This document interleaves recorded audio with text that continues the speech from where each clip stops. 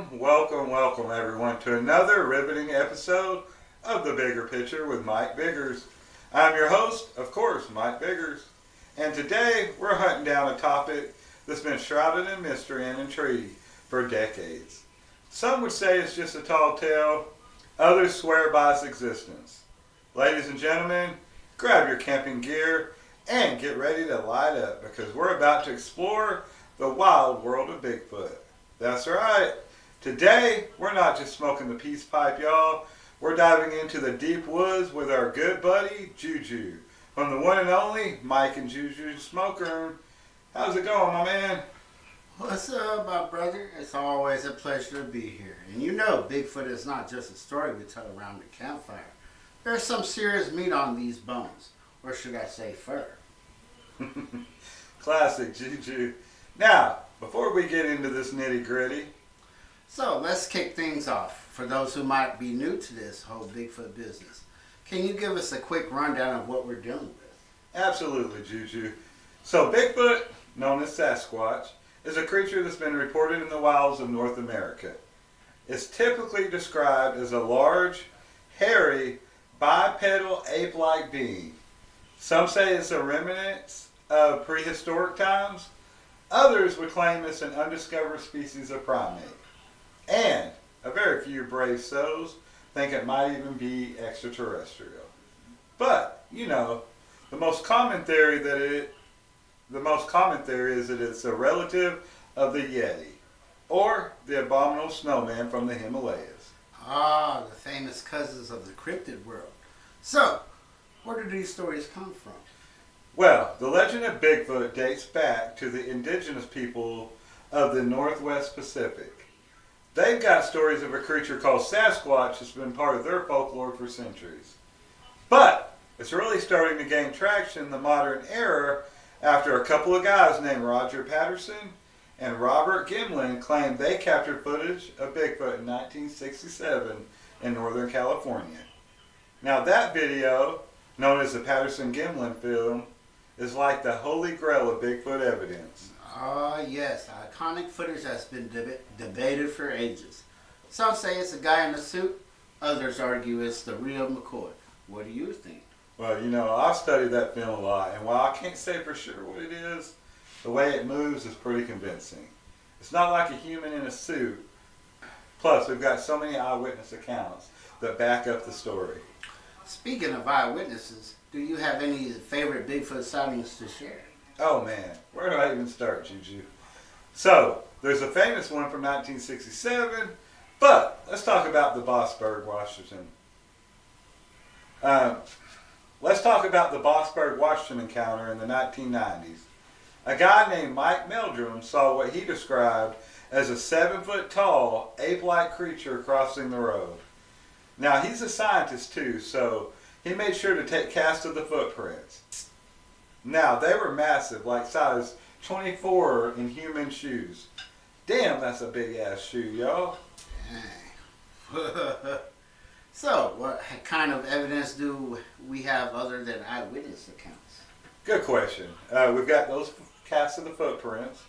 We've got hair samples that have been found that do not match any known animals. And even some recordings of strange vocalizations that some say are Bigfoot communicating. I mean, there's a whole science to this called cryptozoology. Cryptozoology, that's right. And we can't forget about all those blurry photos and shaky videos. But what about the naysayers? What do they have to say? Ah, the skeptics. Now, they argue that most evidence is either hoaxes or misidentifications. They're going to say that Bigfoot would leave behind more evidence if it were real.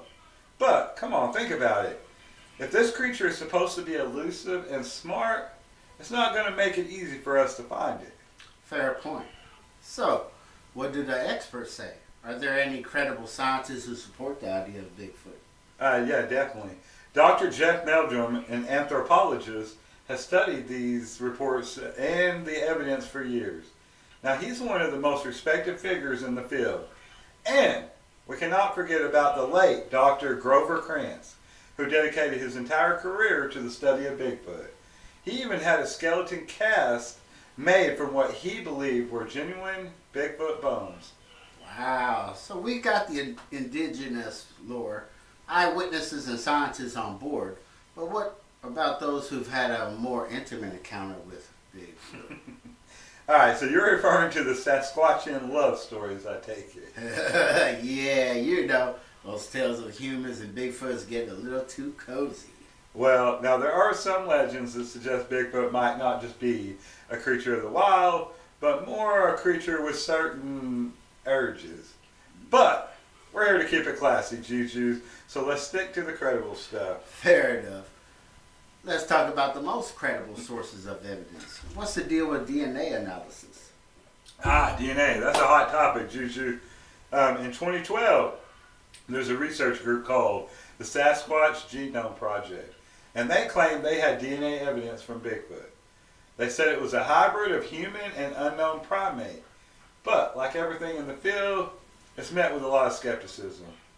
Some say the samples were contaminated, while others say it's just a big hoax. So, we're still waiting for the smoking gun, huh? In a way, yeah. But the search does go on, and new evidence pops up all the time, y'all. Just this year alone, a group in the Pacific Northwest found some pretty convincing tracks that they're still analyzing. What about those who say Bigfoot is just a bear walking on its hind legs? Well, bears are definitely known to stand upright. But the footprints and the way Bigfoot is described moving, it doesn't seem to be quite the same. Plus, bears don't leave behind that same kind of footprint that the Bigfoot is said to have, with that distinctive toe in the middle. So if Bigfoot is real, why haven't we found a body? Great question. Now, some theorize that Bigfoot is incredibly elusive and can cover large areas in a really fast period. Others suggest that they might be a rare or endangered species. And, of course, there's the possibility that they've got some sort of burial rituals like humans that we don't even know about. Fascinating. Now, if Bigfoot is out there, how does it fit into our modern world? Well, that's a deep one. If Bigfoot is real and an undiscovered species, it's a huge deal for science and conservation. Now, it would totally change the way we look at evolution and our own place in the animal kingdom. And what would you say to someone who wants to go out and find Bigfoot? Alright, so first, I would say respect the creature. Respect the land, and go with an open mind, y'all. Remember, we're the ones encroaching on their territory. And if you're lucky enough to find something, do your best to document it without disturbing the creature or its habitat. Wise words, Mike. So we've covered a lot of ground here tonight. What's your take? Do you think Bigfoot is real? Alright, so I'm not saying I've seen Bigfoot with my own eyes, but with all the evidence out there, y'all, and the passion of the believers, I'm definitely not counting this one out. Neither am I, man. Neither am I. Alright, y'all. Well, that's our time for tonight. Thank you for joining us on The Bigger Picture with Mike Biggers. And thank you to my co-host of Mike and Juju Smoke Room for joining us tonight. Keep those eyes peeled for the elusive Sasquatch. Alright, y'all. And remember, if y'all want to see more of Juju co-hosting on this show, let us know in the comments. Thank you.